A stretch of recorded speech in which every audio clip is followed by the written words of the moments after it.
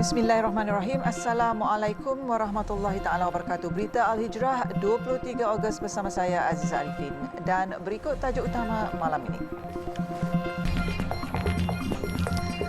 Rayuan gagal, Najib Razak ke penjara Kajang. Juga Abang Grab Hero 2 peragut dicekup.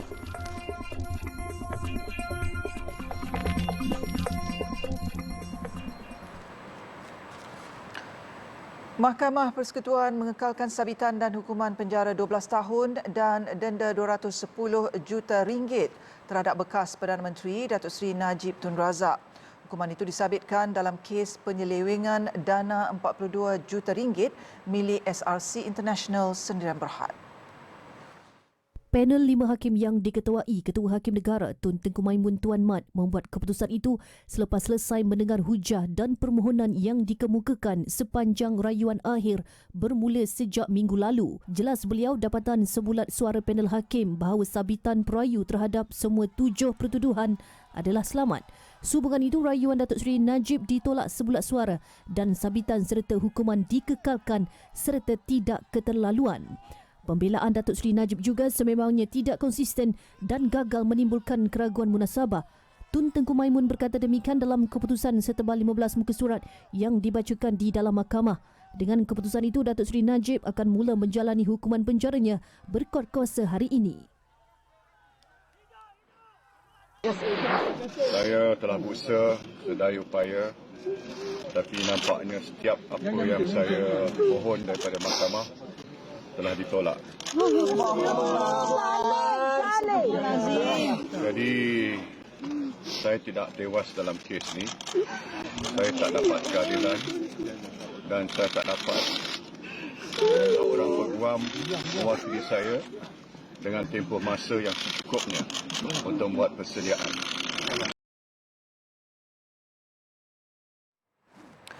Sementara itu, Datuk Seri Najib Razak dibawa ke penjara Kajang dari Istana Kehakiman sekitar jam 5.45 petang tadi. Ia bagi menjalani hukuman penjara 12 tahun selepas rayuan akhirnya ditolak. Pergerakan membawa Datuk Seri Najib dilakukan Pasukan Jabatan Siasatan Penguatkuasaan Trafik bagi Penugasan Kawalan dan Lalu Lintas, Pasukan Unit Tindakan Khas UTK dan Bahagian Siasatan Jenayah Berat D9 dan Jabatan Siasatan Jenayah JSJ Bukit Aman. Terdahulu, pihak media dilapor sudah membanjiri pintu masuk penjara Sungai Buloh bagi menunggu konvoi membawa Datuk Seri Najib dari Putrajaya.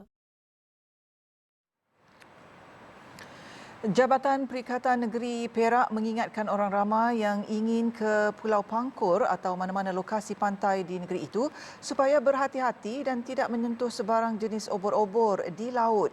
Ia susulan kes seorang kanak-kanak lelaki warga Perancis yang maut selepas terkena sengatan obor-obor ketika mandi di pantai Teluk Nipah, Pulau Pangkur, Rabu lalu. Ketua Cawangan Pengembangan dan Pemindahan Teknologi Jabatan Perikanan Perak, Norul Fahizah Salihuddin berkata, pihaknya bimbang lebih banyak kes terkena sengatan obor-obor terutama ketika musim cuti persekolahan awal September nanti. Kalau ada pengunjung ataupun orang awam ni nampak obor-obor ni di pantai, minta kalau boleh ambil gambar lah. Ambil gambar untuk kita kenal pasti betul tak betul 4 spesies yang kita dah buat kajian tu. So dan nasihat dia jangan, kalau boleh jangan pegang. Sebab memang kita tak tahu sama ada yang kita nampak tu beracun ataupun tak beracun. So kalau boleh jangan pegang lah sebab sengatan itu memang boleh memudaratkan. Menurut Norul Fahizah, Institut Penyelidikan Perikanan Kampung Aceh telah menjalankan pemantauan di lokasi itu namun belum dapat mengenal pasti spesies obor-obor terbabit. Daripada kajian Institut Penyelidikan Perikanan di perairan Malaysia, terdapat 3 spesies obor-obor beracun berada di perairan Malaysia iaitu box jelly, Lion's Mane jellyfish dan Portugis Man of War. Dan jika seseorang terkena atau tersentuh dengan bahagian sesungut obor-obor itu, ia boleh memudaratkan dan perlu mendapatkan rawatan dengan segera. Beliau berkata demikian kepada media sempena lawatan kerja pembinaan jeti nelayan MyKP Peniat, Sungai Galah di Kampung Gajah hari ini. Susulan tular video seorang wanita yang hampir menjadi mangsa ragut di Jalan Ampang, Kuala Lumpur. Polis telah menangkap dua lelaki berusia 32 dan 35 tahun selepas menerima laporan mengenai kejadian itu sekitar jam 9.38 malam kemarin. Salah seorang suspek merupakan bukan warga negara. Pihak polis juga telah merampas sebuah motosikal jenis Yamaha, 2 topi keledar dan 1 rangkai kunci motosikal. Kedua-dua suspek kini direman selama 5 hari mulai semalam hingga 26 Ogos depan bagi membantu siasatan. Siasatan dijalankan di bawah Seksyen 393 Kanun Kesiksaan. Semalam, viral video CCTV seorang wanita yang memakai baju kelawar diselamatkan daripada menjadi mangsa ragut di Jalan Ampang, Kuala Lumpur. Namun, wanita terbabit tidak membiarkan hartanya diragut, sebaliknya berani bergelut dengan kedua-dua suspek. Insiden itu disedari seorang penghantar makanan Grab yang kemudian bertindak merempuh belakang motosikal peragut berkenaan menggunakan kenderaannya dan menyebabkan suspek sukar untuk melarikan diri. Orang ramai yang melalui kawasan itu kemudian bertindak pantas membantu menyelamatkan mangsa. Langkah itu membuahkan hasil apabila wanita tersebut berjaya mendapatkan kembali beg tangannya. Kejadian itu dilaporkan berlaku pada 8.30 malam Ahad lalu.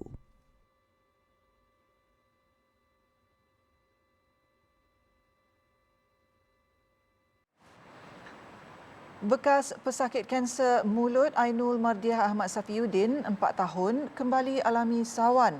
Namun kali ini secara berterusan sejak Ahad lalu hingga semalam. Bapanya Ahmad Safiuddin Ahmad Razak yang berkongsi mengenai perkembangan itu di Facebooknya berkata anaknya stabil pada Jumaat lalu dan tidak menggunakan bantuan oksigen. Bahkan doktor juga memaklumkan kanak-kanak itu boleh dibenarkan keluar semalam atau hari ini. Bagaimanapun pada tengah malam kemarin, Ainul Mardiah diserang sawan semula hingga pukul 7 malam semalam tanpa henti. Dia hanya berehat dalam 10 hingga 15 minit sahaja dan selepas itu sawan datang semula. Tetapi sawan kali ini tidak seteruk sewaktu kali pertama. Ahmad Safiuddin memberitahu anaknya mudah penat apabila paras oksigennya rendah ketika diserang sawan. Sebelum ini Ainul Mardiah pernah mengalami demam panas di rumah tetapi tidak pernah diserang sawan. Kali ini apabila dia mendapat jangkitan kuman yang teruk, dia mendapat sawan semula. Seorang mekanik maut selepas terjatuh dari motosikalnya sebelum diseret sebuah kereta. Kemalangan berlaku di hadapan sebuah stesen minyak di Tendong, Pasir Mas, Kelantan awal pagi tadi.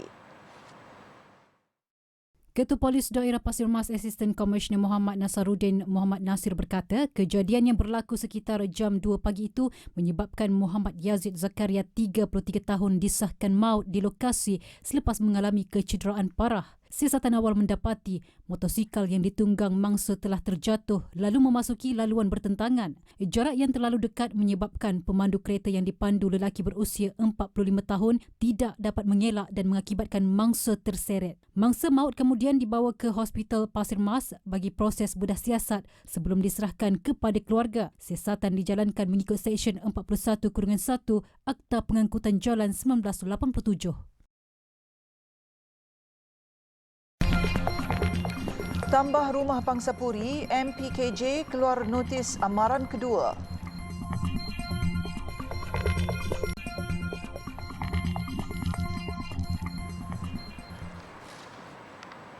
Alhamdulillah bertemu kembali. Majlis Perbandaran Kajang MPKJ beri notis kedua selama 30 hari ke atas 42 unit pemilik rumah di Pangsapuri, Kasawari di Seri Kembangan. Ia susulan ingkar terhadap notis amaran 14 hari bertarikh 4 Ogos lalu untuk meroboh struktur tambahan rumah di luar petak. Pengarah Unit Perancangan Korporat dan Perhubungan MPKJ, Kamarul Izlan Sulaiman berkata, notis kedua itu dikeluarkan berikutan tiada sebarang perobohan struktur tambahan dilakukan sepanjang tempoh notis pertama. Wartawan Khadijah Faisal ada butirannya. Saya bersama jurukamera sebelum itu melakukan tinjauan di pangsapuri berkenaan bagi memastikan kenyataan yang dikeluarkan adalah bertepatan dengan situasi di sana. Namun pengawal keselamatan dan wakil penduduk tidak membenarkan kru kami melakukan tinjauan termasuklah berhubung dengan pihak Badan Pengurusan Bersama JMB perumahan tersebut. Berikutan itu, saya cuba menghubungi pengarah unit perancangan korporat dan perhubungan MPKJ Kamarul Izlan Sulaiman. Baik, susulan daripada tinjauan saya di Apartmen Kasawari tengah hari tadi, saya akan cuba menghubungi pihak MPKJ sendiri untuk mendapatkan penjelasan yang lebih terperinci berkaitan dengan perkembangan ataupun status terkini selepas notis dikeluarkan selama 14 hari di bawah Akta Jalan Parit dan Bangunan 1974 Akta 133 membabitkan 100 binaan garaj dan store dan juga 42 unit rumah yang telah melakukan struktur tambahan di rumah-rumah yang berkaitan. Jadi saya cuba hubungi pihak MPKJ. Jadi macam mana tu? Saya cuma nak dapatkan status di pihak MPKJ sendiri. Bagaimana ya perkembangan sekarang? Okey, selepas kita sedia maklum, selepas tamat tempoh notis 14 hari yang kita isukan yang lepas, kita telah isukan satu lagi notis lah, di mana notis tersebut meminta penduduk untuk keluar daripada dia punya kediaman lah untuk kerja-kerja seterusnya. Jadi atas dasar keprihatinan terhadap keselamatan dan juga barang-barang yang terdapat dalam rumah tersebut. Menurut Kamarul Izlan, notis amaran kedua itu dikeluarkan bertarikh 18 Ogos di bawah Seksyen 70-1 AJPB 1974 struktur binaan garaj, palang stor dan tambahan rumah dengan arahan Seksyen 72-6 AJPB 1974 mengosongkan bangunan dalam tempoh 30 hari. Selain tawaran kompaun di bawah Seksyen 121 AJPB 1974 kerana telah mengingkari notis terdahulu kepada 42 pemilik unit tambahan rumah di luar peta. Tambah Kamarul, pihak MPKJ juga telah menasihati JMB perumahan itu untuk menyelesaikan isu berkait secara berperingkat termasuk isu membabitkan parkir, binaan garaj dan stor. JMB telah mengambil langkah lah, di mana salah satunya membuka semula garaj-garaj yang telah dibina dan memastikan setiap penduduk mendapat satu lot parking lah. Jadi perkara itu telah diambil tindakan oleh pihak JMB. Tegas Kamarul, tindakan undang-undang akan dikenakan ke atas penduduk yang ingkar terhadap notis 30 hari tersebut. Pun kena tengok balik undang-undang apa yang termasuk yang boleh kita kenakan terhadap pemilik bangunan tu. Tapi seperti mana yang saya maklumkan tadi, benda ni perlu melalui beberapa proses lah, sebab melibatkan perobohan. Jadi bila melibatkan perobohan ni, banyak benda lah yang perlu kita lihat dan sebagainya. Jadi kita kalau seboleh-bolehnya memang minta pemilik sendiri yang buka, kerana keadaan tersebut dia yang tahu. Berita Al-Hijrah sebelum ini melaporkan pihak MPKJ beri notis amaran 14 hari untuk meroboh 100 binaan garaj dan stor serta 42 unit rumah yang telah membuat struktur tambahan pada binaan asal kediaman terhadap penduduk Pangsapuri Kasawari susulan tular sebuah video berkait isu tersebut di TikTok pada 3 Ogos lalu. Khadijah Faisal melaporkan untuk Berita Al-Hijrah. Majlis Amanah Rakyat MARA akan memperkenalkan motosikal jenama tempatan ke pasaran selewat-lewatnya pada suku ke-3 tahun depan. Ia melalui kerjasama dengan AFI Mobility Industries Sdn Bhd. Menteri Pembangunan Luar Bandar Datuk Seri Mahzir Khalid berkata, kerjasama yang diusahakan melalui projek AM2 itu akan membawa MARA selangkah lagi ke hadapan, khususnya dalam industri teknologi permotoran. Melalui kerjasama ini, katanya, ia akan membuka peluang penempatan latihan industri kepada pelajar-pelajar pendidikan teknikal dan vokasional TVET MARA menerusi latihan praktikal yang dikendalikan secara langsung oleh tenaga pakar AM1 yang berkonsepkan Teaching Factory. Kolaborasi yang kedua adalah membangunkan tenaga kerja mahir dalam industri pemotoran melalui Teaching Factory bagi meningkatkan kebolehpasaran graduan TVET MARA. Ini telah berlaku dan ada dah pelajar GAT MARA yang telah mendapat pekerjaan dengan AMI, dan hari ini pun ada tawaran lagi daripada AMI kepada pelajar Giat Mara. Beliau berkata demikian kepada pemberita selepas merasmikan Majlis Pengenalan Motosikal Jenama Tempatan Baharu yang diadakan di Shah Alam. Kerjasama itu juga jelas Datuk Seri Mahathir akan membantu mempercepatkan lagi proses pembangunan vendor dan tenaga kerja mahir serta penyelidikan dan pembangunan R&D di peringkat MARA.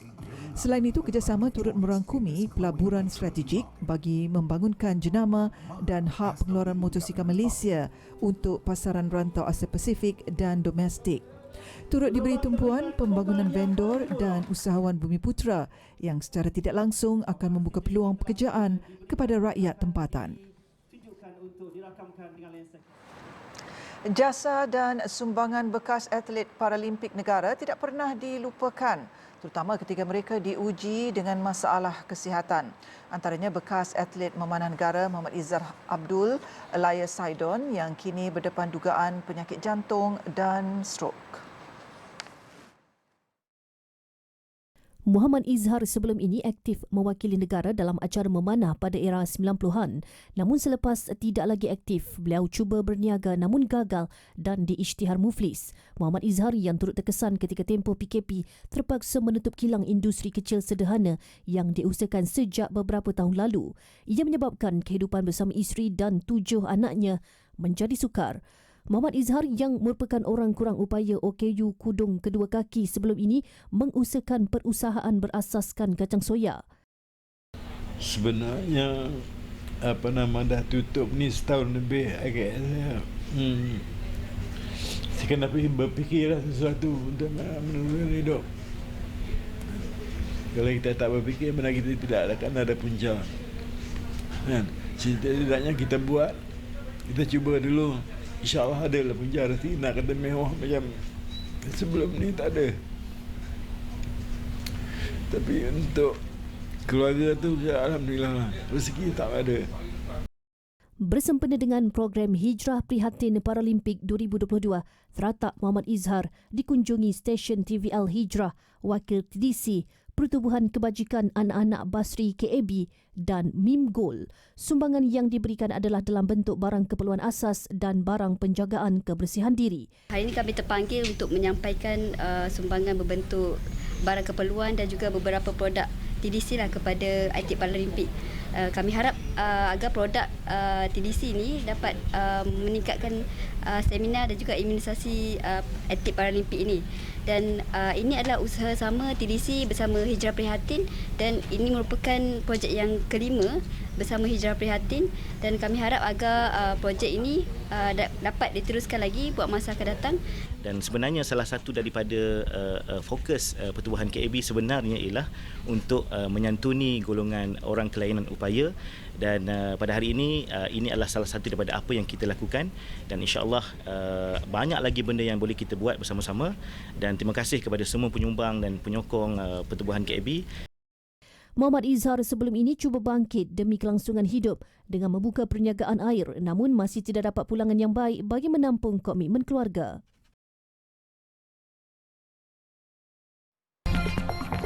Hina Nabi Muhammad sallallahu alaihi wasallam, ahli Parlimen India ditahan.